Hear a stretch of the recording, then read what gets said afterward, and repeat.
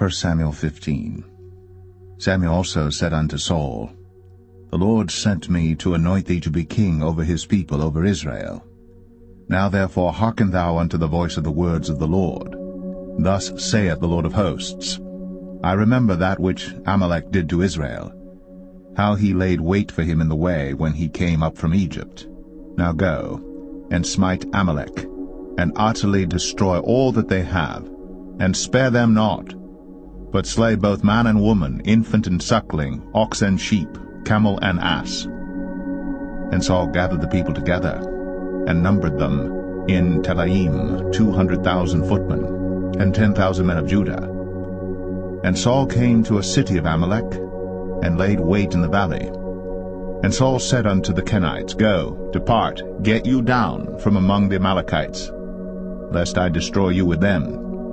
For ye showed kindness to all the children of Israel when they came up out of Egypt. So the Kenites departed from among the Amalekites. And Saul smote the Amalekites from Havilah until thou comest to Shur, that is over against Egypt. And he took Agag, the king of the Amalekites, alive, and utterly destroyed all the people with the edge of the sword. But Saul and the people spared Agag, and the best of the sheep, and of the oxen, and of the fatlings, and the lambs, and all that was good, and would not utterly destroy them. But everything that was vile and refuse, that they destroyed utterly.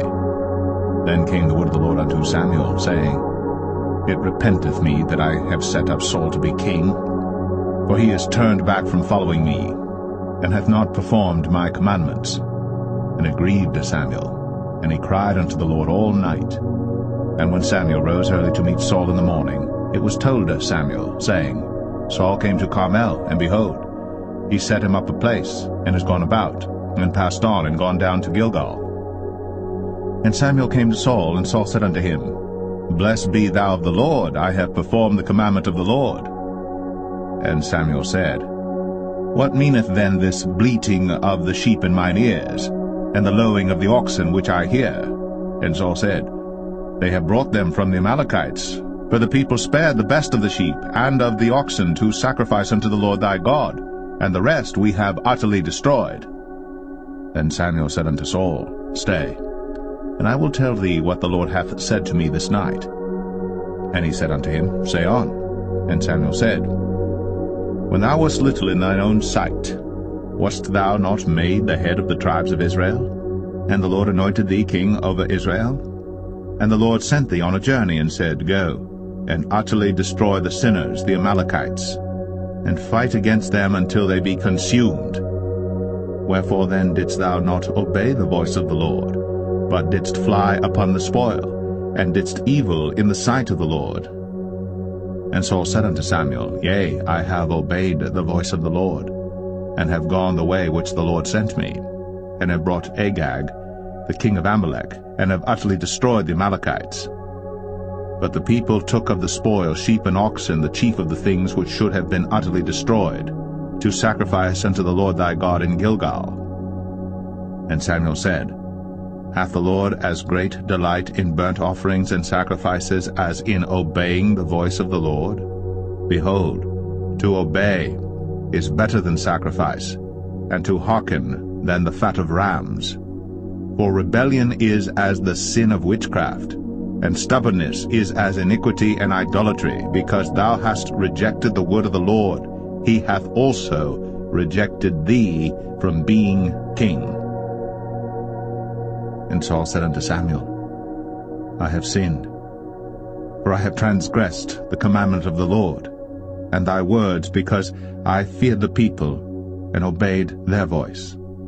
Now therefore, I pray thee, pardon my sin, and turn again with me, that I may worship the Lord. And Samuel said unto Saul, I will not return with thee, for thou hast rejected the word of the Lord, and the Lord hath rejected thee from being king over Israel. And as Samuel turned about to go away, he laid hold upon the skirt of his mantle, and it rent. And Samuel said unto him, The Lord hath rent the kingdom of Israel from thee this day, and hath given it to a neighbor of thine, that is better than thou. And also the strength of Israel will not lie nor repent, for he is not a man that he should repent. Then he said, I have sinned. Yet honor me now, I pray thee, before the elders of my people and before Israel, and turn again with me, that I may worship the Lord thy God. So Samuel turned again after Saul, and Saul worshipped the Lord. Then said Samuel, Bring ye hither to me Agag the king of the Amalekites. And Agag came unto him delicately. And Agag said, Surely the bitterness of death is past. And Samuel said, As thy sword hath made women childless, so shall thy mother be childless among women. And Samuel hewed Agag in pieces before the Lord in Gilgal. Then Samuel went to Ramah, and Saul went up to his house to Gibeah of Saul. And Samuel came no more to see Saul until the day of his death.